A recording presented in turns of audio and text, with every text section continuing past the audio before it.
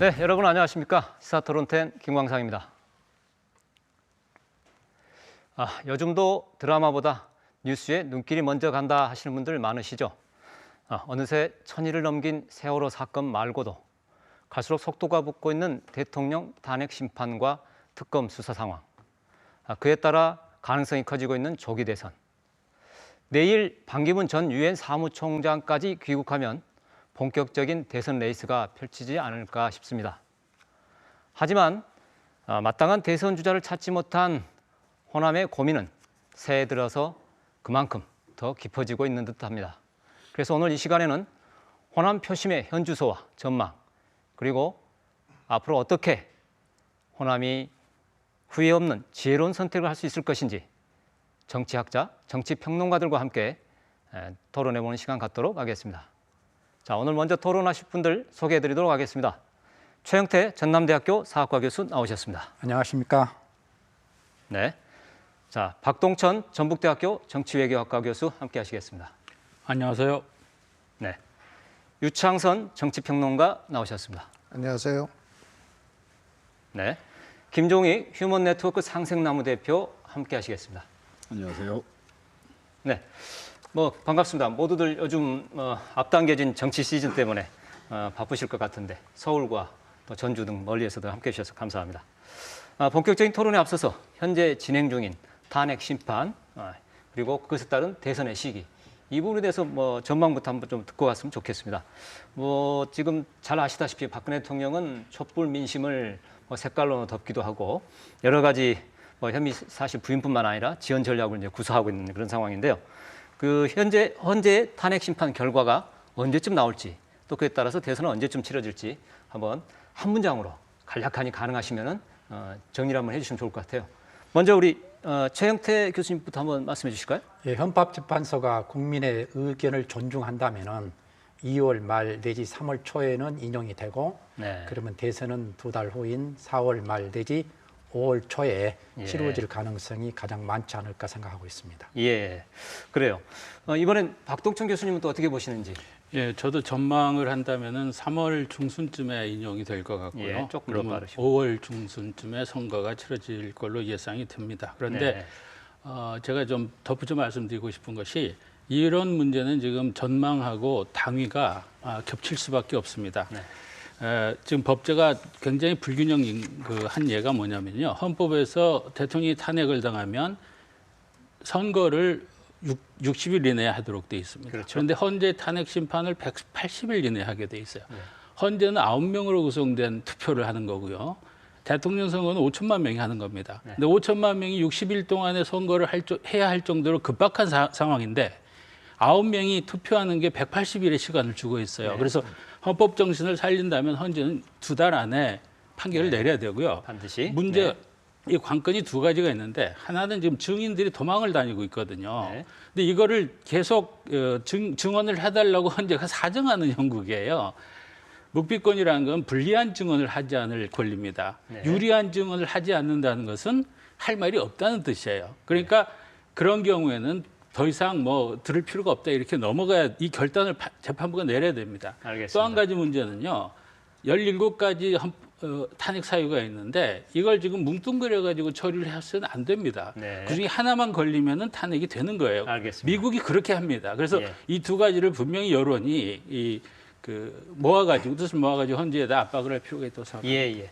당위적인 문제까지 말씀하셨는데 제가 한 문장만 좀 요청을 하겠습니다만은, 자, 우리 유창선 박사님은 또 어떻게 보시는지? 네, 저도 일단은 2월 말에서 3월 상순 예. 그때 이제 인용 결정이 날 거로 예상을 하는데요. 다만 이정미 재판관이 퇴임하기 전에 일단 자신의 의견을 내놓고 네. 그리고 헌재가 결정문을 그 후에 작성을 해서 선고를 내리는 이런 방식을 채택할 경우에는 3월 하순에 선고가 내려질 가능성도 있지 않겠는가 이렇게 예. 보고, 그렇게 보면 대체로 4월 말에서 5월 하순 그 사이에 조기 대선이 치러질 거로 예상을 하고 있습니다. 예. 우리 김종인 대표는 또 어떻게 보시는가요? 네, 때로는 법원의 판단과 국민의 법 감정의 차이가 나타나서 국민을 실망시키기도 하고 혼란에 빠지기도 합니다만은, 이번에는 워낙 많은 정황, 워낙 많은 증거가 드러났기 때문에 헌법재판소가 인용 결정을 하지 않을 수가 없을 거라고 보여지고요. 예. 다만 지금 여러 가지 좀 지연술이 지금 계속 이어지고 있기 때문에 그것 때문에 약간의 시간은 더 걸리지 않겠는가. 그래서 저는 한 3월 정도, 저 3월 말이나 4월 정도까지도 가지 않겠는가 보여지고 그렇게 되면은 아마 5월에서 6월 정도 조기 대선을 치러야 되지 않을까 그렇게 좀 예측을 해봅니다. 네. 네 분 말씀 들어보면은 뭐 빠르면 2월부터 해서 조금 늦어져도 5월 뭐 이렇게 하는데 결국 뭐 대선이 늦어도 뭐 6월 정도까지는 뭐 이러지 않겠느냐 하는 말씀들이 많으신 것 같아요. 물론 일각에서는 뭐 1월 말까지 헌재 재판소장 뭐 임기까지 나지 않겠느냐 이런 의견까지 있기는 합니다만은 어쨌든 그에 따라서 대선 시기가 빨리 돌아갈 것이다 하는 데는 동의하신 것 같아요. 그러면 이제 그 현재 판세에 대한 평가를 조금 이어서 듣고 싶습니다. 조금 각 후보나 정당에 대한 그 이야기는 좀 자세한 이야기는 좀 나중에 하시기로 하고요. 우선 총론적으로 개괄적인 이야기를 좀 듣고 싶습니다. 먼저 그 대선 주자들에 대해서 좀 이야기를 듣고 싶은데 지금 올해 새 벽두에 13개 언론사들이 조사를 했습니다. 거기에서 한 12곳에서 문재인 전 대표가 1위를 했더라고요. 저희 KBS하고 연합뉴스가 실시한 그 여론조사에서 마찬가지였고요. 반기문 전 유엔 사무총장이 오차범위 내에서 2위를 하는 이렇게 나왔습니다. 그런데 어쨌든 이게 1년 전 지난해 했던 조사하고 비교해 보면은 이 순위가 바뀌었어요. 이런 결과 기본적으로 어떻게 보시는지 간략히 한 말씀씩 좀 듣고 갔으면 좋을 것 같은데 누가 먼저 말씀해 주실까요? 네, 유 박사님. 반기문 전 총장이 하락한 거는 뭐 당연한 현상이라고 생각이 됩니다. 네. 최순실 박근혜 게이트를 거치면서 사실 뭐 여당 세력이 뭐 추락을 하다시피 한 상황이고요. 아무래도 반 전 총장은 뭐 이전까지는 사실 뭐 특히 그 친박이 미는 후보 이렇게 이제 인식이 되어 왔기 때문에 뭐 적지 않은 그 지지율의 하락은 뭐 피할 수가 없는 상황이었고 어떻게 보면 지금 저 정도도 유지하고 있는 것이 사실은 발을 새누리당 쪽에 진작에 딛지 않은 거에 따른 대단히 운 좋은 그런 이제 상황이다 이렇게 뭐 평가를 할 수 있을 것 같습니다. 그리고 지금 문재인 전 대표가 지금 선두를 달리는 그런 이제 조사가 이제 나오고 있는 거는 아무래도 그 지금 정권 교체에 이제 대체로 그 민심의 요구가 모아지고 있고 거기서 이제 제1야당에 이제 힘이 실리는 그런 현상을 뭐 반영한 거로 판단이 이제 됩니다. 하지만 또 다른 측면에서 보면은 지금 정도 이제 상황이면은 사실은 정권 교체가 이제 대세가 되면서 제1야당의 가장 그 최강 주자라고 하면은 한 40~50% 지지율은 나와야 사실은 또 정상이라고 할 수가 있거든요. 근데 또 그거에는 또 이제 훨씬 못 미칩니다. 그래서 그렇게 봤을 때 저는 이번 그 대선의 판세는 여전히 절대적인 강자는 지금 없고 여러 가지 그 유동성이 계속 따르고 있는 그런 판세 아니냐 그렇게 진단을 하고 있습니다. 예. 무려 12곳에서 1위를 했지만 절대 강자는 아닌 것 같다. 아직도 가능성이 있다는 말씀하신 것 같고요. 여러 가지 뭐 덧붙이자면 이제 박 뭐 교수님. 여러 차례 지적된 얘기지만은 그 야당 쪽이라고 할 수 있는 데서 이제 이 주자들이 많지 않습니까? 네. 근데 이분들의 지지율을 다 합해서 50%가 안 돼요, 지금. 그러니까 결국 이제 지난번 작년에 있었던 미국 선거와 굉장히 비슷하게 우리 2012년 선거에도 그랬었죠. 그래서 결국 양쪽으로 이제 표가 나뉜다고 볼 적에 끝에 가서 박빙 승부가 가능하다 이렇게 예상을 할 수가 있고요. 그랬을 적에 이제 그 현재 이제 이 여론조사라고 하는 것들이 이 축구 월드컵에서 이제 과거 전적 가지고 앞으로 전적 예상하는 이런 형태다. 뭐 여론조사의 의미를 너무 깎아서 이렇게 폄하할 필요도 없지만은 그것이 이제 과연 어느 정도 예측력이 있느냐 하는 문제는 또 별도의 문제이기 때문에 좀 지켜봐야 될 문제라고 생각합니다. 예, 뭐 매번 선거 때마다 그런 이야기 나오긴 합니다. 또 그렇죠. 여론조사의 어떤 그 신뢰 문제가 꽤 나는데 미국 선거 양상과 비슷하다는 말씀 또 좀 눈길이 끄네요. 저도 최 교수님. 지금 여론조사는 이제 박근혜 게이트하고 촛불의 영향이고요. 근데 대선 국면이 되면은 이제 중도층이라든가 이런 사람들이 자기 의견을 피력하게 될 것이고 역대 대선을 보면은 진보보다는 보수 성향 사람들이 더 많았던 것 같아요. 그런 의미에서 앞으로 선거 국면이 되면은 변수들이 많지 않을까 그렇게 생각이 됩니다. 혹시 뭐 김 대표님 하실 말씀 있으신가요? 촛불 민심을 보면 금방이라도 권력이 교체될 것 같은 그런 느낌을 갖지만 실제로 지금 여론조사 나와 있는 여러 가지 추이들을 보게 되면 앞서도 말씀하셨지만 절대적으로 야권에서 권력을 교체할 만한 주자가 전혀 정해지지 않은 네. 누군가가 조금 더 높고 낮고의 차이밖에는 사실은 발견하기는 어려울 것 같습니다. 예. 압도적인 쏠림 현상이 지금 나타나고 있는 것도 아니고요. 예. 특히 조기 대선에 대한 얘기가 나온 지가 한참 됐음에도 불구하고 사실은 지지도의 변화가 그다지 없습니다. 그렇게 네. 본다고 하면 앞으로도 상당 후보 간의 연대라든지 많은 상황 변수에 따라서 많이 달라질 거라고 보여지고요. 예. 그래서 특히 야권에게 특히 경계할 부분은 권력의 교체가 마치 이루어진 것처럼 그렇게 돼서는 참 곤란하지 않겠는가 생각이 들고 예. 또 마찬가지로 여권의 경우에도 지금 현재 과거의 여권의 그런 모습을 완전히 환골탈퇴할 수 있는 그런 모습을 보일 경우에는 전혀 새로운 네. 상황으로 갈 수도 있는 예. 그런 것이라고 보여집니다. 예. 네 분 다 말씀을 들어보면은 상당히 앞으로 변동 가능성도 여전히 남아있다 그런 쪽에 말씀들이 많으신 것 같아요. 근데 뭐 그런 면에서 이걸 또 어떻게 봐야 할지 모르겠는데 또 뭐 확실한 건 아니겠죠. 역시 그런데 호남 민심, 호남 표심의 현주소가 항상 저희들 이제 관심거리이기 때문에 조금 다른 양상이었거든요. 문 전 대표 지지율은 전국 평균보다 조금 6% 포인트 높으면서 역시 뭐 1위. 그렇지만은 예상과 다르게 이재명 성남시장이 2위, 또 안철수 전 대표는 3위 뭐 이렇게 됐는데요.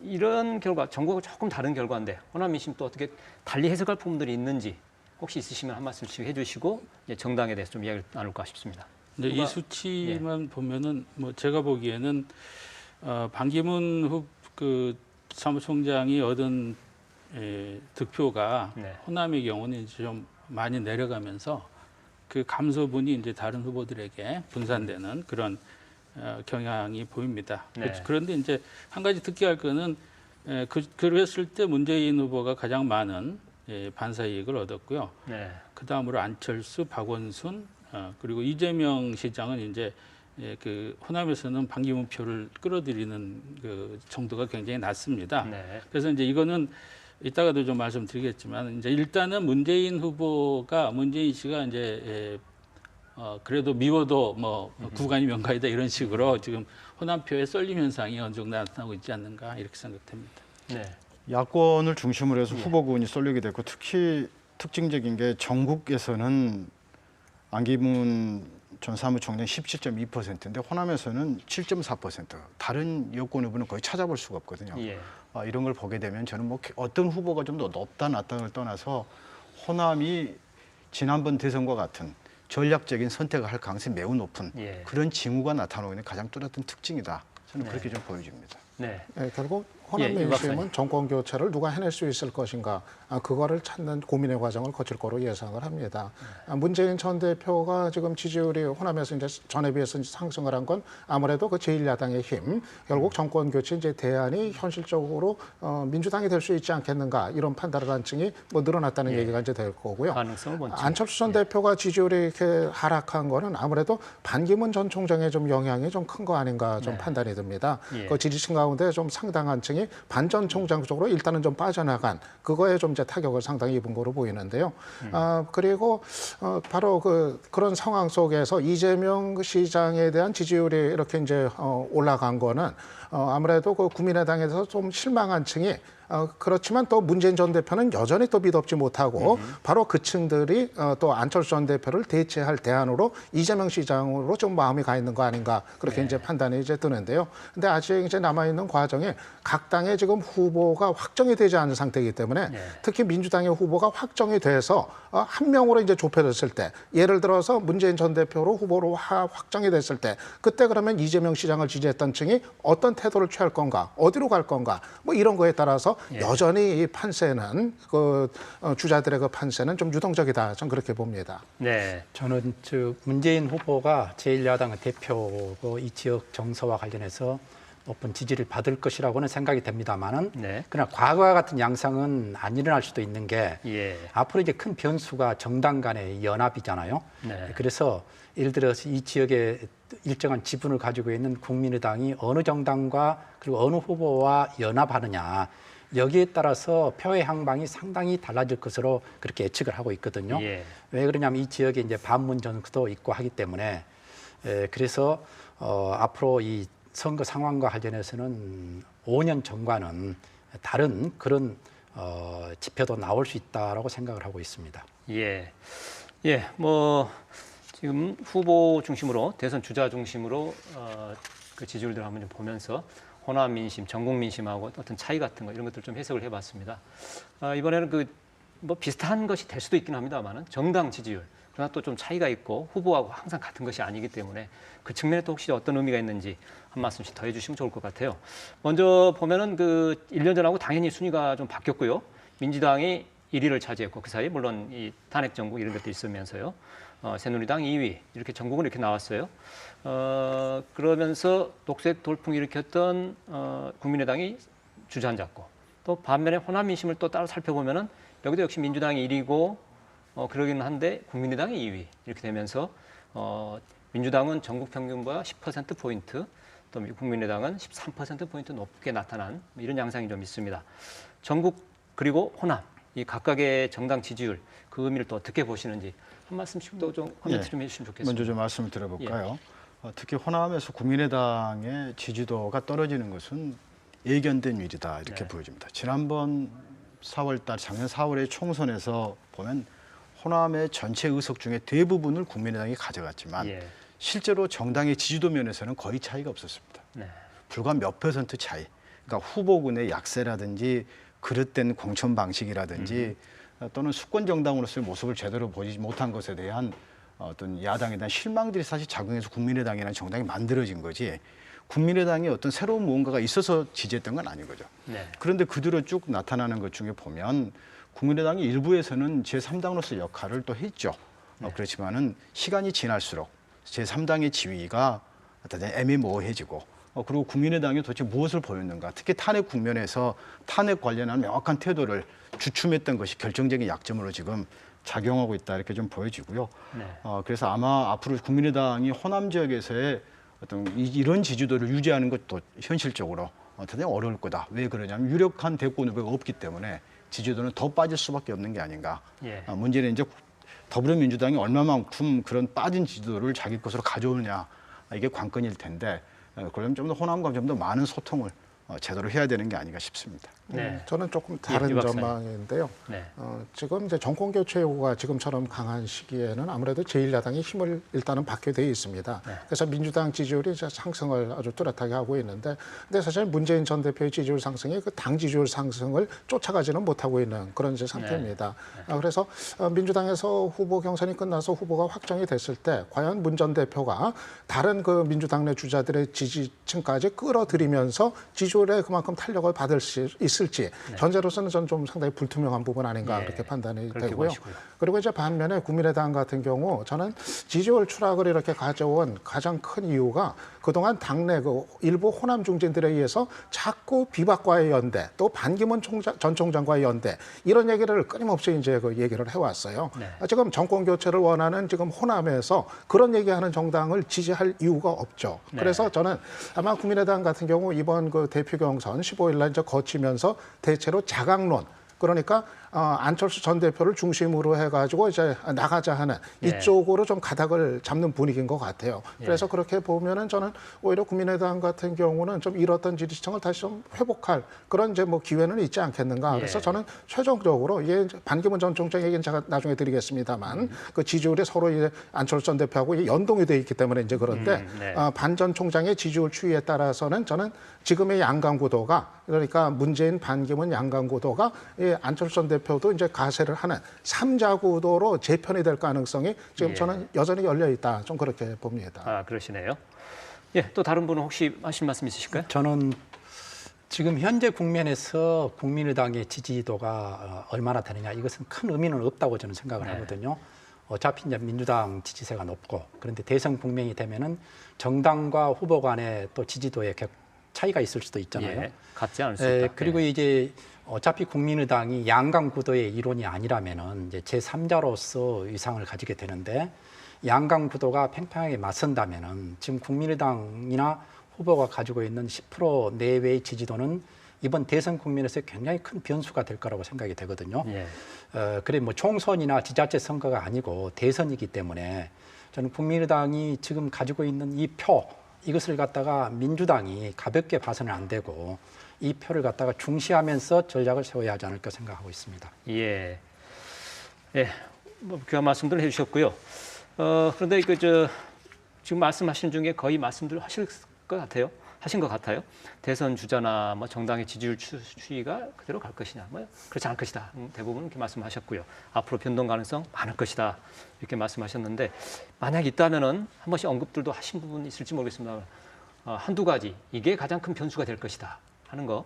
그걸 조금 들어주시면 어떨까 싶은데 누가 조금 이 부분에서 말씀하실까요? 한 문장씩으로 좀 간단하게 제가 해주시면 생각할 때는 그 정당 지지율하고 대선 주자의 지지율은 뭐 어느 정도는 같이 가겠지만 상당한 차이가 나타날 거라고 봅니다. 네. 지금 이제 여론조사에 대해서 아까 제가 지켜봐야 된다고 말씀드린 이유도 이제 그런 건데요. 네. 지금 뭐 가령 민주당이 이 대구에서도 1등을 하고 있어요. 정당 지지율은. 근데 국민의당 같은 경우 4.13 총선에서 정당 득표율이 대구에서 2등을 했거든요. 민주당보다 앞섰거든요. 네. 근데 지금 다 빠져버렸습니다. 그래서 그 정당 지지율이라는 것과 이제 대선 국면으로 갔을 때 후보들이 각 당의 후보들이 결정되고 또 그 결정되는 과정도 굉장히 중요합니다. 예. 그때 아무래도 이제 주자가 얻을 후보들이 얻을 지지율은 이제 개인적인 어떤 역량이라든지 매력, 호소력에 이제 좌우하지 정당 지지율에 이렇게 연동돼 있지는 않을 거라고 저는 보고 있습니다. 예, 후보의 역량, 경선 절차 뭐 이런 쪽이 좀 말씀하신 것 같고, 유 박사님. 저는 반기문 전 총장이 최대 변수가 되지 최대 않겠나 변수. 그렇게 예상을 해봅니다. 네. 만약에 반 전 총장이 앞으로 그 지지율 추이가 이제 탄력을 받을 경우 예. 그때는 아마 양자 대결 구도로 압축이 될 가능성이 상당히 있다고 하겠습니다. 예. 그렇게 되면은 결국은 문재인 대 반문재인의 어떤 구도로 대선이 치러지게 될 가능성. 아마 그때는 국민의당에서 뭐 일부 호남 중진들이 뭐 안철수 전 대표를 버리고라도 이탈을 해가지고 반 전 총장 쪽으로 갈 가능성 이것도 뭐 배제할 수 없다. 그래서 반문재인 연합의 어떤 가능성 이런 걸 내다볼 수가 있겠는데요. 그런데 이제 반대로 저는 이 반대 가능성이 오히려 더 상당히 크다 그렇게 보는 건데요. 반 전 총장이 이제 추락하거나 아니면 대단히 예상보다 이제 부진한 그런 이제 현상이 나타났을 때 그때는 얘기가 전혀 달라질 것 같습니다. 그럴 경우는 아마 반 전 총장 그 지지층의 이탈이라는 것이 안철수 전 대표 쪽으로 이제 유입이 될 가능성이 이제 대단히 이제 크고 그러면은 저는 전체 판이 이 3자 구도로 재정립이 될 가능성 이런 게 상당히 열려 있다 그렇게 이제 봅니다. 그래서 그런데 지금 반 전 총장 쪽의 어떤 주변 그 세력이나 아니면은 또 바탕이 기반이 될 수 있는 기존의 여당 세력 현재 그 모습을 보면은 과연 성공할 수 있을까? 반 전 총장이 그들과 이제 손잡고 이런 또 이제 회의적인 판단이 좀 들기 때문에 저는 제가 말씀드린 것 중에서 이제 후자의 가능성 이게 좀 상당히 아직은 열려 있는 그런 상태다. 저는 그렇게 좀 봅니다. 저도 비슷한 예. 전망인데요.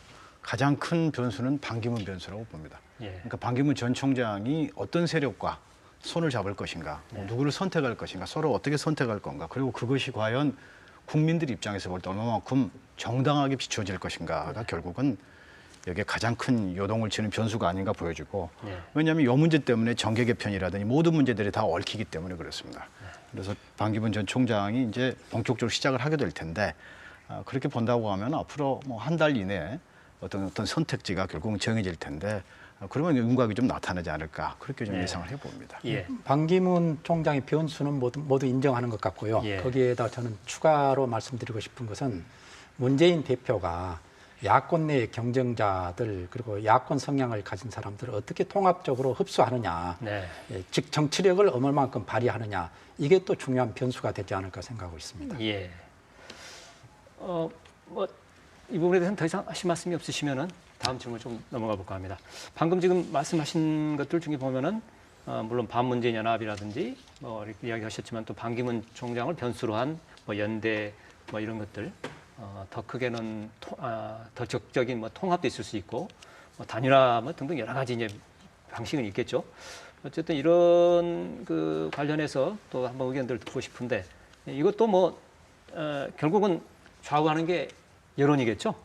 여론이 그에 따라 뭐 급물살 탈 수도 있고 뭐 그럴 것 같은데 이 부분에 대해서 국민의당은 뭐 패권주의 척결 이렇게 이야기하고 민주당은 통합 이렇게 이야기하고 있는데 어느 쪽이 좀 세를 가져갈 것인지 어떻게들 보시는지 어떻게 또 앞으로 여론이 진행될 것인지 이 부분을 좀 한 말씀씩 또 해주시면 좋겠네요. 그런데 지금 연대 얘기 주로 나오는 게 반문재인 연대가 주를 이루고 있는 것 예, 같거든요. 현재는 그렇죠. 예. 뭐 새누리당이나 또는 저희 바른정당 뭐 그쪽에서도 그렇고 또 국민의당의 일부 이제 호남 중진들이 중심으로 해서 뭐 이제 그런 얘기를 꺼내고 좀 희망 사항을 얘기를 하고 있는 것 같은데 저는 그런 연대가 이 호남 민심의 동의를 얻기는 불가능하다 그렇게 판단을 합니다. 네. 기본적으로 비박 세력이나 반기문 전 총장하고 손잡는 그런 어떤 정권이 과연 정권 교체에 부합이 되는 그런 이제 길일 수 있는가 이것이 기본적으로 문제가 있는 거고요. 그리고 아무리 뭐 문 전 대표가 마음에 들지 않는다 하더라도 문재인 전 대표가 마음에 들지 않는다 하더라도 특정인을 반대하기 위해서 정체성이 다른 세력끼리 이렇게 이합집산해서 손을 잡는 연대가 과연 어떻게 비춰질 것인지 이런 문제가 있다고 이제 하겠습니다. 그래서 결국은 저는 그런 연대의 얘기가 뭐 무성하게 나온다 하더라도 실패를 할 거로 봅니다. 이루어지지 못하고 결국 이번 대선은 다자구도로 그냥 가서 치러지게 될 가능성이 크지 않겠는가. 예를 들어서 국민의당 일각에서 뭐 호남 중진들이 중심이 돼가지고 우리는 뭐 비박하고 손잡겠다 또는 반기문 전 총장하고 손잡겠다 그렇게 하더라도 아마 안철수 전 대표는 뭐 선을 긋고서 같이 아마 안 할 거로 지금 판단이 돼요. 보면은 그러면은 뭐 독자 완주하겠다는 거 뭐 막을 수가 없잖아요. 결국은 이번 대선은 다자구도로 치러질 수밖에 없고 반문재인 연대는 무산이 될 거다. 전 그렇게 봅니다. 네. 그 밖에 이제 여러 가지 연대 가능성들은 있죠. 그러니까 제3지대론 중에서도 이제 반드시 반문연대로 가면 민주당 후보가 문재인이라는 전제 아래 뭐 손학규 씨나 뭐 김종인 씨 이런 사람들이 움직인다는 건데 그건 아직 결정되지 않은 거기 때문에요. 그래서 그 반문연대하고 상관없이 민주당 내부의 경선이라고 하는 변수도 지금 저는 굉장히 큰 변수라고 보고요. 또 이제 한 가지는 반기문 변수 아까 여러분들 말씀하셨듯이 그 두 가지가 이제 가장 큰 변수인데 그 밖에도 이제 연대 변수들은 뭐 지금 정권 교체를 위한 뭐 야권 단일화 얘기가 지금 또 일각에서 나오고 있는 거고요. 물론 뭐 현실성이 있느냐 없느냐 이제 별도로 치고 그 얘기가 있고요. 또 이제 보수 쪽에서도 가령 현재 지금 반기문 총장이 새누리당으로 가기는 어렵다고 본다면 근데 국회의석이 99석이에요. 지금 새누리당이. 그러니까 이 세력을 그렇게 쉽게 무시할 수 있는 것은 아닙니다. 그랬을 때 그러면 이제 반기문 총장이 그쪽으로 안 가고 뭐 중간에서 이렇게 움직인다고 하면 그 사람들이 누군가 내세우지 않겠느냐? 좀 더 심층적으로 얘기하면 뭐 재벌이나 군부나 관료나 검찰 쪽이나 언론계 쪽에 이 기득권 세력들이 그럼 이 상황을 그냥 내버려 두고 볼 것이냐? 그럼 그쪽에서도 어떤 형태든지 연대를 해가지고 통합된 후보를 내려고 할 움직임이 있을 수 있거든요. 그래서 여러 가지 이제 이렇게 이합 집산의 가능성들이 있다고 볼 적에 상황은 상당히 이제 다각적으로 바라봐야 되고 다만 이제 제일 중요한 변수는 여전히 아까도 말씀드렸듯이 이제 뭐 반기문 씨가 어느 쪽으로 들어갈 것이고 어떤 형태의 구심점 노릇을 할 것이냐 하고 그 다음은 이제 민주당이 어떤 식으로 경선을 해서 이제 우리 최 교수님 아까 말씀하셨듯이 경선 과정에서 이 시너지 효과를 낼 수 있는 형태의 통합을 이뤄내야 되거든요. 그게 아니라 뭐 2007년처럼 뭐 안에서 자기들끼리 치고받고 싸우다가 해서 오히려 같이 망가지는 그런 형국이면 안 되는 거죠. 그래서 민주당 경선 어떻게 할 것인가 하는 것이 이 두 가지가 가장 중요한 변수라고 생각합니다. 경선 과장 말씀하셨네요. 저는 최 교수님은 이제 개혁신당 이제 비박 있죠. 예. 비박과 친박은 절대로 문재인과 하나가 되지는 않을 것이고요. 네. 그렇다면 이제 양 전선이 형성이 되는 것이고 거기에 이제 제3자로서 국민의당이 어떤 선택을 하는가 이것은 굉장히 유동적이잖아요. 예. 저는 최근 그 김부겸 의원이 그런 주장을 했고 또 박원순 시장이나 이재명 시장도 그런 얘기를 했는데 야3당이 연립을 해야 한다. 네. 그래서 공동정부를 구성하는 식으로 해서 대선 전에 개헌 문제에 대해서도 의견을 나누고 그리고 선거에 공동으로 임하고 그리고 선거 끝난 후 연립정부를 구성하고 개헌을 하고 이런 어떤 방안 이것이 야권 통합에 있어서는 가장 중요한 그런 요소가 되지 않을까. 그래서 이런 부분을 민주당과 최대 주주인 문재인 측이 어떻게 탄력적으로 만들어 가느냐. 여기에 이것이 저는 이번 대선의 가장 큰 변수라고 생각하고 있습니다. 네. 뭐 대충 이야기를 들으셨습니다만은 방금 약간 언급하셨던 개헌을 중심으로 한 어떤 정계 개편에 이 가능성은 또 혹시 없는지 이 부분에 혹시 의견이 있으신가요? 예, 개헌 문제는 이렇게 좀 봐야 될 겁니다. 왜 개헌 문제가 큰 정치판에서 항상 대두되는가에 대한 개헌의 정치학을 좀 들여다볼 필요가 있을 것 같은데 이를테면 이런 거죠. 개헌만큼 사실은 판을 흔들기 좋은 소재가 없습니다. 네. 그러니까 국민의 입장에서 보면은 정말로 개헌이 잘 됐으면 하는, 잘 돼서 정말로 국가 통치 체제도 변화하고 제왕적인 권력도 좀 분산되고 지방 분권도 되고 이런 측면에서도 시민의 기본권도 보장이 되는 이런 방향의 당연한 개헌 문제를 요구할 겁니다. 그런데 정치인의 생각은 조금 다릅니다. 예. 정치인의 생각은 개헌이라는 것은 하나의 어떤 정계 개편 과정이라든지 어떤 판을 흔드는 과정, 요동을 치는 요소로서 받아들이기 때문에 국민의 생각과 정치인의 생각이 항상 다를 수밖에 없는 이런 현상이 이번에도 또 벌어지고 있는 거죠. 그러니까 지금 현재 국민들이 생각하는 것은 개헌을 하자는 거죠. 그 개헌을 어느 시기에 하자는 것에 대해서는 국민은 답은 없습니다. 최대한 빨리 하자는 주장을 하고 있을 뿐이죠. 예. 그런데 이제 정치인들의 경우에는 이것을 각각 어떤 실력을 따져서 계산하고 있기 때문에 또 다른 어떤 차이가 나타나고 있다고 보여지고요.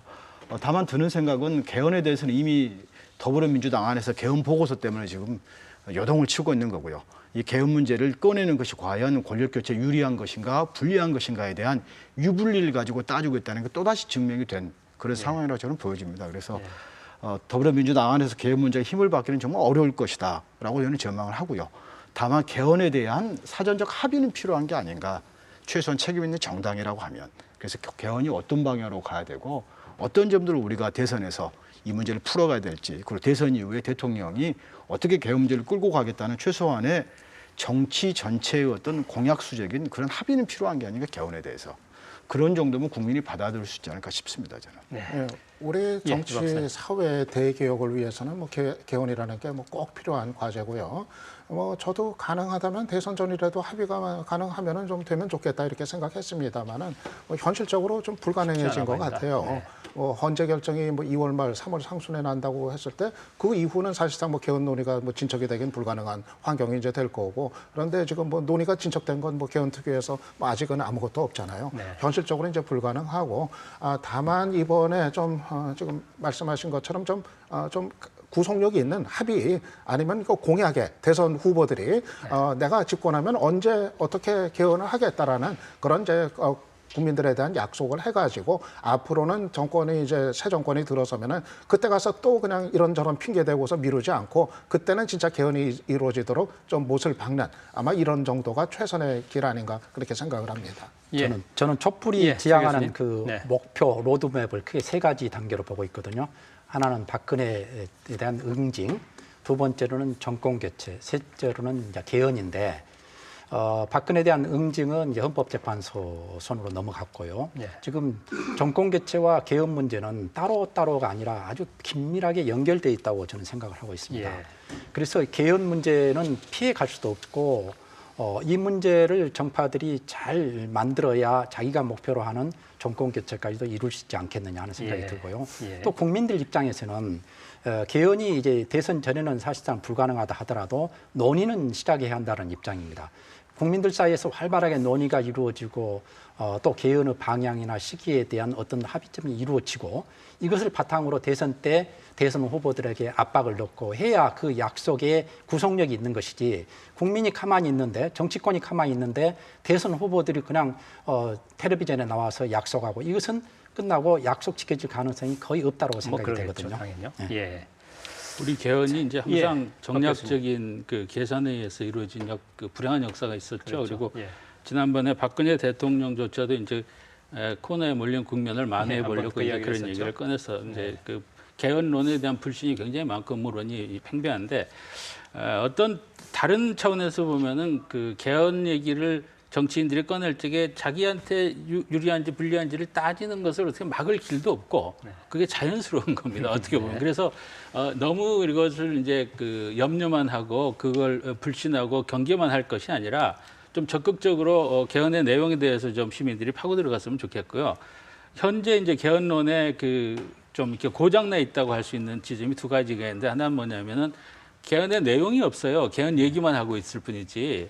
그래서 이제 여러분들 말씀하셨듯이 이번 선거 국면 대선 전에 이제 개헌은 어려우니까 선거 국면에서 이 대선 후보들이 자기가 생각하는 개헌안을 정해서 표명하는 그게 좀 필요하다고 보고요. 그다음에 예. 시기를 자꾸만 못 박자, 3년 후에 하자, 2018년에 하자, 대선 전에 하자 그러는데 저는 이게 마음에 안 듭니다, 형. 지금 우리가 그런 개헌은 9번을 계속했어요. 그런 식의 개헌. 그리고 항상 헌법이 안 지켜졌습니다. 그렇게 하니까 어떻게 해야 되냐면 재헌에 버금가는 절차를 거쳐야 돼요. 그러니까 밑에서부터 시민들 사이에 충분한 기간 동안 충분한 토론을 거쳐서 올라가서 뜻이 모여가지고 정해져. 저는 이제 시민 배심원제 같은 형태의 제도를 만들고 네, 알겠습니다. 거기서 안을 정하면 그 다음에 그게 국회 심의 거쳐서 국민 투표하는. 그래서 대선 주자들이 이 시민들의 그 개헌 욕구를 어떤 식으로 통합해서 이걸 개헌 안으로 만들어낼 것인가에 대한 공약을 요번 대선에서 예. 내놔야 된다고 생각합니다. 예. 대체적으로 말씀 들어보면 당장의 변수가 이걸로 정계 개편이 이걸 중심으로 이루어지긴 좀 쉽지 않아 보이지 않느냐 쪽의 이야기인 것 같고요. 반드시 해야 될 근데 개헌 문제에 딱 한 말씀만 더 드리면요. 시간이 정치권에서는 개헌 문제를 얘기할 때 권력 구조를 중심으로 얘기하는데 저희 지방 입장에서 봤을 때는 개헌이 이루어진다면 이번에는 반드시 지방 분권적인 내용이 강하게 들어가야 한다고 말하고 드리고 싶습니다. 이른바 분권형 예. 지방 분권을 이야기하는. 예. 알겠습니다. 시간이 많지 않아서 이번에는 오늘 저희들이 토론을 하는 목적이 이른바 호남의 선택을 어디로 갈 것이냐 하는 부분에 있어서 여러 가지 생각할 거리를 제공하자 이런 차원이었기 때문에 이번엔 좀 각 후보들에 대해서 좀 각 후보의 강점, 과제 이런 측면에서 한번 좀 이야기를 들어보고 싶습니다. 먼저 역시 선두를 달리고 있는 문재인 후보, 문재인 전 민주당 대표에 대해서는 무엇이 강점이고 무엇이 과제라고 생각하시는지 혹시 생각하신 것도 있으시면은 말씀해 주시고 없으시면 다른 후보 때 이야기 말씀하셔도 되겠습니다만. 네, 문재인 전 대표 같은 경우는 무엇보다도 제1야당의 최유력 주자라는 점에서 정권 교체에 가장 현실성 있는 우선적인 대안이다. 이것이 최강점이라고 할 수가 있겠죠. 네. 그런데 이제 문재인 전 대표가 좀 넘어야 될 산은 분명히 여러 개 아직 있는 거로 이제 보입니다. 무엇보다도 이 확장성의 벽 이걸 아직 넘지 못하고 있다고 판단이 되는데요. 문재인 대표 하면은 보면은 이른바 이제 호불호층이 좀 뚜렷이 좀 갈리는 편이 여전히 계속되고 있는 것 같습니다. 대체적으로 이 중도층이나 또 비토층에서 갖고 있는 불신이 남아 있는 건 이런 건 것 같아요. 문재인 정부가 들어서면 노무현 정부의 2라운드가 되는 거 아니냐. 글쎄요. 그러니까 이제 친문 세력끼리 자기들만의 어떤 정권을 또 이렇게 운영하는 거 아니냐 이런 거에 대한 좀 불신인데 이거를 문 전 대표가 이제 넘어서야 집권이 이제 가능한 건데. 좀 아직은 그런 좀 결단의 모습을 보여주질 못해 왔어요. 사실 그러려면은 자기 세력한테는 일단 엄격하고 자기 세력은 뒤로 물러나게 하고 보이지 않게 하고 그리고 그 대신 다른 경쟁 세력은 껴안고 다 자리를 제자리에 서 있도록 해주고 좀 이럴 때 그거에 관한 이제 불신이 해소가 될 수 있을 텐데 아직까지는 문 전 대표가 그런 부분에 대한 문제의식이 그렇게 심각한 것 같질 않아가지고 그거를 어떻게 넘어설지는 좀 지켜볼 일인 것 같습니다.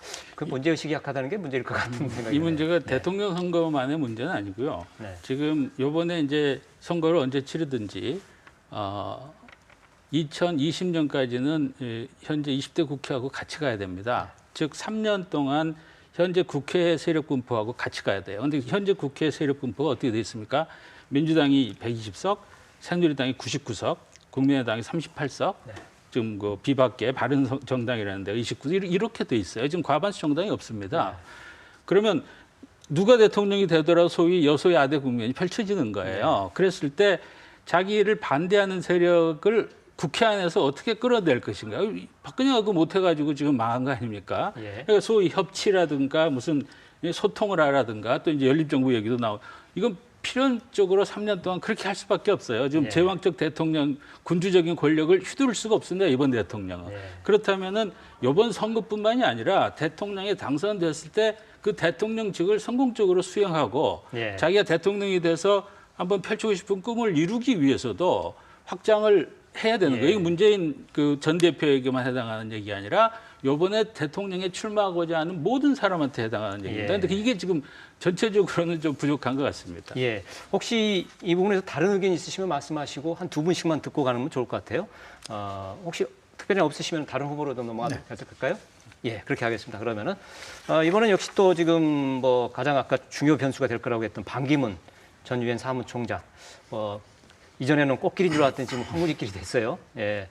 내일 귀국하고 나면 이제 본격적인 검증대에 오를 상황인데 반기문 전 사무총장의 강점, 과제 또 이거 생각 있으시면 누구 한 두 분 말씀하시죠. 강점이 많이 있었죠. 여러 가지 강점이 있었죠. 외국 뭐 최초의 유엔 사무총장이라는 것, 그리고 튼튼한 정치 세력이 뒤에서 뒷받침을 해주고 마치 연대할 수 있을 것처럼 보였다는 것.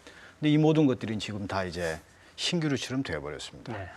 사실 두 가지 문제가 걸릴 것 같습니다. 하나는 반기문 총장이 선택할 선택지가 너무 많다는 겁니다. 네. 그러니까 선거라는 것은 어차피 자신을 따르거나 또는 자신과 뜻을 같이 하는 사람들이 동지적 결합을 해서 권력을 바꾸고 가는 과정인데 과연 반기문 총장과 함께 그 길을 걸어갈 수 있는 세력이 반기문 총장에게 과연 있는가에 대한 질문인 거죠. 네. 전략적 제후만으로 과연 그 힘을 만들어낼 수 있을 건가에 대한 그 에너지를 만들 수 있을 건가에 대한 불안함이 한편에 있는 거고요. 또 하나는 이번에도 무슨 사진 하나 가지고도 금방 이게 출렁대는 현상이 벌어집니다. 네. 그러니까 한 번도 검증되지 않았던 고위 관료들의 그 출렁거림이 나타날 것이다라고 예. 보여지고 그게 어느 수준까지 나타날지 아무도 예측이 불가능한 예. 그런 상황입니다. 그렇기 때문에 이런 점으로 본다고 하면은 아까 뭐 황무지길이라고 표현하셨는데 정말로 어려운 가시밭길로 이제 들어갈 수밖에 없는 게 아닌가 보여집니다. 예. 저는 이제 그 예, 반기문 최 총장이 유엔 사무총장이었다라는 건 이것은 대중들한테 굉장히 어필할 수 있는 그 이미지고요. 두 번째로는 이제 중도적 성향을 가지고 있는데 우리 현 대선 후보들 중에서 보수층을 흡수할 수 있는 유력 후보가 없다라는 거. 네. 그런 점에서 반기문 씨는 이제 중도와 보수층에 걸쳐서 표를 흡수할 수 있는 그런 점에서 확장성이 있고요. 네. 그런 반면에 또 이제 반기문 총장 하면은 저는 과거 최규하 전 대통령이 생각이 나거든요. 네. 외교관 출신이라는 거. 예. 그리고 최규하 대통령의 그 우유부단함 그런 것을 생각하면서 혹시 반기문 총장에게도 외교관으로서의 그런 최규하 같은 그런 게 있으면 어떠냐 하는 그 불안감이 있고요. 예. 그리고 이제 반기문 씨가 아무래도 외교관들은 미국과 가까운 편이잖아요. 우리나라는 지금 현재 미국과 중국 사이의 새로운 대결 구도의 장으로 지금 변해가고 있는데, 네. 그래 최근 뭐 사드 문제라든가 등등 있는데, 과연 반기문 총장이 미국과 중국의 사이에서 균형 외교를 펼치면서 한국의 이익을 최대한 확보할 수 있을까? 거기에 대해서 좀 의문점 같은 것을 가지고 있습니다. 예, 그러면 이제 신뢰를 좀 받는 문제가 있을 것 같은데요. 한명 더 지금 얘기하면 안 지금 됩니까? 시간이 많지 않아서 네. 다른 후보를 좀 조금 더 이야기를 해야 될 것 같아서요. 이번에는 이재명 성남시장을 또 한번 잠깐 살펴볼까요? 제가 잠깐 말씀드릴까요? 예. 네. 이재명 시장의 경우는 이제 핵심을 좀 비교적 빨리 짚는 것 같고요. 디테일에 상당히 자신감이 있는 것 같아요. 예.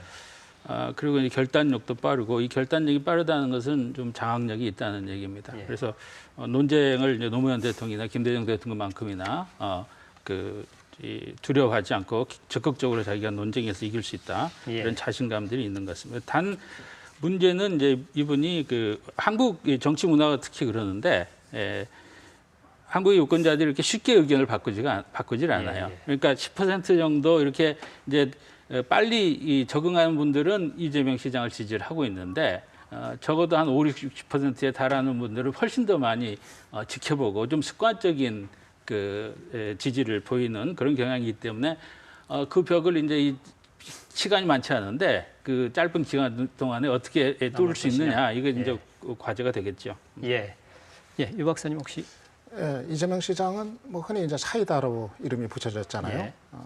탄핵 정국에서 뭐 거침없이 그냥 속시원한 얘기 해가지고 바로 거기서 탄력을 받아가지고 지지율이 아주 이제 급상승을 했었는데 그게 이제 가장 큰 힘이었는데 그런데 이제는 뭐 새로운 숙제들을 풀어내야 될 것 같아요. 뭐 대통령에 도전하겠다고 한다면은 구체적인 문제 해결 능력, 대안 능력. 이런 것들을 보여줘야 정말 안정감 있는 인물로서 평가를 받고 지지를 이제 끌어나갈 수가 있을 것 같은데요. 그래서 이재명 시장이 앞으로 구체적인 뭐 여러 가지 그 국가 경영 능력이라든가 또 정치적인 문제 해결 능력 어떤 이제 평가를 받는지 지켜봐야 될 것 같고 그리고 저는 하나 좀 아쉬웠던 것이 사실 이제 민주당에서 일단 문재인 전 대표를 따라잡아야 본선에 갈 수 있는 거 아니에요? 네. 그러려면은 문재인 전 대표를 좀 넘어서려는 그런 좀 강한 의지를 저는 보였어야 됐다고 생각이 예. 드는데 지난번에 보니까는 뭐 다른 주자들과의 연대 얘기 꺼냈다가 문 전 대표 쪽에서 좀 발끈하니까 그때 당장 조금 이렇게 고개를 좀 숙이는 거 몸을 낮추는 그랬죠. 것 같은 네. 이런 모습을 보여가지고 본선에 올라가겠다고 하는 사람이라면은 문 전 대표를 뛰어넘겠다는 적극적인 의지를 보여야 되는데 왜 그 결정적인 그 기로에서 왜 그럴까 했을까 하는 좀 그런 아쉬움은 좀 남았었습니다. 그게 앞으로 이제 풀어야 될 과제일 것 같으네요. 이번엔 안철수 전 대표 지지율 많이 떨어졌는데요. 뭐 앞으로의 반전 가능성들 이야기하셨습니다만 누가 먼저 네. 말씀하실까요? 안철수 대표의 처지가 참 위태롭다라고 보여집니다. 그러니까 독자적인 정치 세력을 어느 정도 가지고 있고 국민적 지지도 일부는 있지만 그게 정말 속절없이 빠지고 있는 그런 상태에서 과연 어디까지 추락할 것인지 알 수 없는 지경으로 지금 가고 있다고 보여지고요. 예.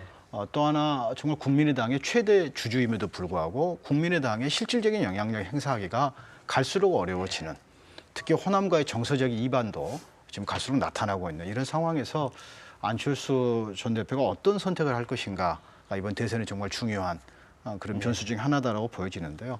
다만 저희들이 예측을 할 때 안철수 대표의 정치 스타일이라든지 과거에 새 정치를 하려고 했던 모습이라든지 쭉 봤을 때는 아마도 선긋기를 하고 갈 가능성이 매우 높다고 보여집니다. 그러니까 본인의 길을 가려고 할 것이지 그렇지 않고 함께 만들어서 대통령의 어떤 권력의 교체 이런 길로 가지는 않을 것 같아서 그렇게 될수록 그러면 오히려 더 고립이 심화될 수 있는 게 아닌가.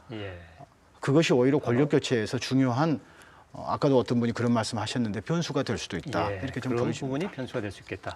그리고 최 교수님은 안철수 후보가 지금까지 가졌던 지지도는 안철수 개인에 대한 것보다는 안철수 현상에 대한 반영이라고 생각이 되거든요. 네.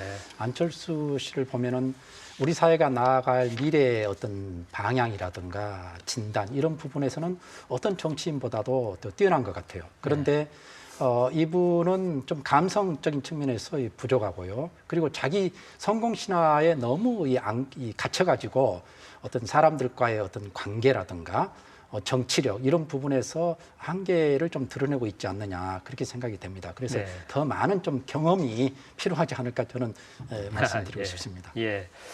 자, 뭐 주요 후보들을 살펴봤고요. 혹시 그 밖에도 지금 뭐 박원순 서울시장 또 문재인 전 대표 뭐 페이스메이커 이미지가 조금 남아있는 안희정 충남지사 등 또 손학규 전 민주당 고문 그리고 김부겸 민주당 의원 등등 11명이 있는데요. 혹시 이 부분에서 앞으로 꼭 눈여겨봐야 될 후보가 있다 생각하신 분이 있으면 한 말씀 하시고 그렇지 않으면 다음 이야기로 넘어가겠습니다. 잠깐만 말씀드려볼까요? 예, 사실은 좀 정치를 자세히 들여다보는 사람 중에 정말 불가사의 중에 하나가 박원순 시장이 왜 그렇게 지지율이 정체될까에 대한 것들이 참 왜냐하면은 서울시장 하면서 많은 것들이 검증이 됐고 또 소통의 리더십도 보였고 다만 좀 강력한 리더십이 보이지 않는다는 약점은 있지만 할 것 참 많이 했고 또 여러 가지 촛불 민심도 제대로 받들려고 노력했음에도 불구하고 지지율이 정말 정체가 돼 있는데 이게 과연 이 상태로 끝날 것인지 아니면 아까도 우리 이재명 시장 얘기가 나왔습니다. 이재명 시장의 경우 일부에서는 그런 표현을 합니다. 이미 이룰 것 다 이뤘지 않았느냐. 과연 대통령으로 끝까지 갈 의지가 있는 건가에 대한 회의를 하는 경우도 있습니다. 그래서 오히려 이재명 시장과 박원순 시장이 연대의 가능성에 대해서 매우 높게 보고 있는 상황이기 때문에 특히 우리 전남 같은 경우나 뭐 광주, 전북 같은 경우는 상당히 그 영향력을 가질 수도 있다 이렇게 보여집니다. 그래서 이재명 시장과 박원순 시장의 연대 그리고 박 시장이 어떻게 이걸 돌파하는가 이런 점들이 또 눈여겨서 볼 만한 대목이 아닌가 보여집니다. 뭐 더 혹시 하실 말씀 없으시죠? 그 부분에 대해서는요? 다른 후보들에 대해서는요? 그러면 이제 뭐 거의 끝 질문이 될 것 같습니다만은 한두 분만 말씀하시면 될 것 같아요. 그 이른바 호남은 아까도 언급하셨던 것처럼 그동안 좀 전략적 선택을 많이 해왔다 그랬는데 혹시 호남이 앞으로도 이런 전략적 이번 대선에서도 뭐 불가피한 것인지 뭐 현재로서 뭐 저희 같은 범인으로서는 그렇게 보입니다만은 어떻게들 보시는지 또 어떻게 전략적 선택을 어떤 측면에 포커스를 맞춰서 해야 될 것인지 이 부분에 대해서 한 말씀 있으시면 누가 해주시고 정리해가는 쪽으로 하겠습니다. 그 호남의 선택을 전략적이라고 부르는 것은 이제 객관적이기 위해서 그 어휘를 선택할 적에 그렇게 하는 거고요.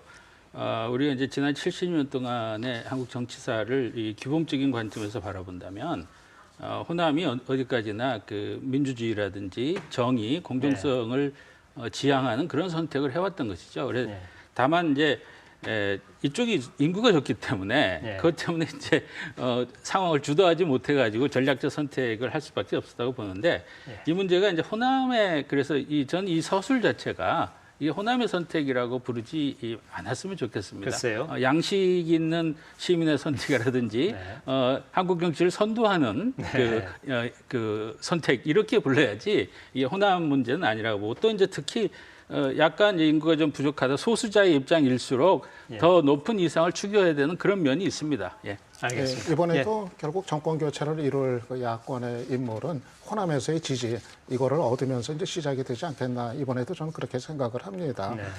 그런데 저는 아무래도 이 호남에서 지금 의석을 많이 갖고 있는 국민의당에 대해서 하나 주문을 하고 싶으면 아까도 말씀드렸습니다만은 뭐 지지율이 일시적으로 뭐 좀 안 나온다고 해가지고 여기 기웃거리고 저기 기웃거리고 하는 그 일부의 어떤 그 연대론자들 좀 상당히 좀 호남 민심의 동의를 얻기 어렵지 않나 그렇게 판단이 이제 듭니다. 더군다나 예. 그 대상이 정권 교체의 그 취지와는 전혀 어긋난 그런 이제 대상이라고 했을 때 이게 이제 문제가 이제 있는 건데요. 저는 알겠습니다. 국민의당 같은 경우 지금 어렵다 하더라도 좌고우면하지 말고 자기들의 갈 길, 정권 교체의 어떤 길, 뭐 안철수 대표가 뭐 이제 뭐 중심이 되든 어떻게 하든 그렇게 해가지고 자기의 길을 가면은 또 길이 열릴 수도 있는 거 아닌가 그렇게 해서 생각을 합니다. 좀 짧게 말씀해 주실 것 같아요. 네. 저는 과거 김대중 대통령과 호남의 결합은 이제 지역 균형 발전이라든가 민주주의, 통일 이런 가치와 비전을 중심으로 했었거든요. 앞으로 호남의 지지를 받으려면은 마찬가지로 가치, 비전을 제시를 하고 호남인들을 설득하고 지지를 받아야 하지 않나 생각이 되고요. 네, 대통령 알겠습니다. 중심제는 사실 승자 독식주의거든요. 앞으로 호남이 나아갈 방향과 관련해서는 정당 간의 연대라든가 이런 시스템이 보다 바람직스럽지 않을까 생각하고 있습니다. 예. 자, 마지막으로 짧게 좀 말씀해 주시면 될 것 같아요. 김종인 대표. 네, 호남은 아마 권력의 교체에 집중해서 선택을 하게 될 겁니다. 결국은. 그리고 호남에서 호남과 소통을 얼마만큼 잘하는가, 호남의 공감을 얼마만큼 끌어내는가가 결국은 아마 이 나라의 대통령이 되지 않을까 그렇게 좀 예측이 됩니다. 알겠습니다. 네, 역시 정치 토론은 항상 시간이 모자랍니다. 또 네 분의 석학들을 모시고 이야기를 듣다 보니까 시간이 모자랐는데요. 여기서 정리를 해야 될 것 같습니다. 마지막까지 열심히 해주셔서 고맙습니다. 네, 안팎의 위기 앞에 과거 적폐청산과 또 대한민국 혁신의 기회를 살리느냐 아니면 다시 한번 날려보내느냐. 요동치는 전국과 함께 앞으로 당겨질 이 조기 대선, 여기서 호남의 선택이 그 어느 때보다 주목받고 있습니다. 뭐 별 수 있겠습니까? 좀 더 알아보고 좀 더 공부하고 더 많이 더 깊이 고민하면서 또 토론하면서 명확한 국가 비전을 지니고 있는 정직한 후보 그리고 지혜와 능력 있는 정치 세력을 선택할 수 있도록 준비해야 되지 않을까 싶습니다. 시사토론 10 여기서 접습니다. 고맙습니다.